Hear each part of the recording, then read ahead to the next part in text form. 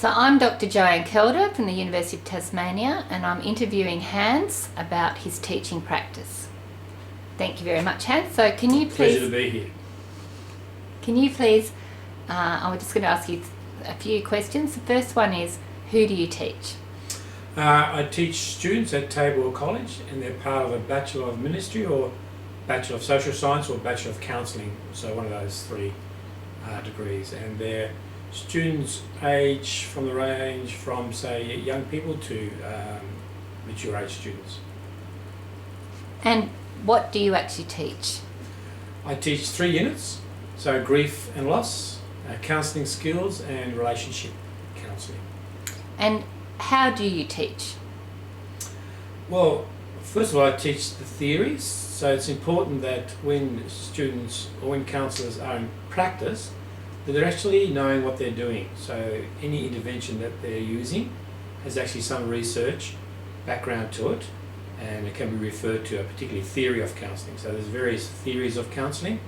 So what I do is I help students to see that whatever they're doing, there's a reason why they're making a certain intervention. An intervention would be a question that you may ask your client.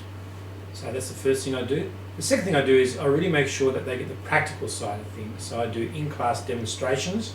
So a student would become a client, and what I do is I make sure that they're only seeing me and the students are behind them, so they get a sort of an authentic experience of what it is to be a client. And some have actually said that they have this authentic experience. The other thing is I bring into the classroom case studies, so real life case studies, and explain to them on the whiteboard the interaction between myself and the client. And particularly if I'm doing couples workshop, I would point out how they're doing sort of the interaction between the partners within the marriage. And I need to sort of change the information a little bit because it is a confidential issue, but nevertheless I try to make it as practical as possible, because the students can read the theories themselves and do their studies, but they don't get to practice themselves. And so for me it's very important that they get a really on-hand show of what's happening in counselling. So you mentioned their couples workshop. Is that different to your Tabor College students?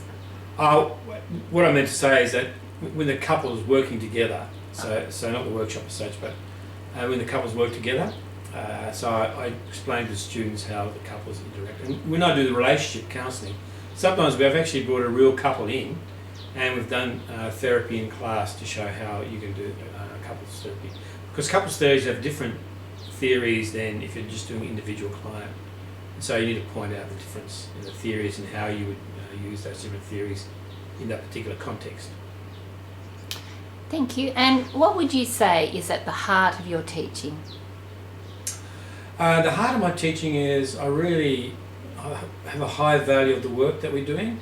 So for example, a lot of counselling, you can actually help people move. So people are stuck in either depression or they're in a relationship that's not working, creating a lot of anxiety or anger and fear and pain. And so these are often blockages to people's self-actualization. And so what you do is you actually help the client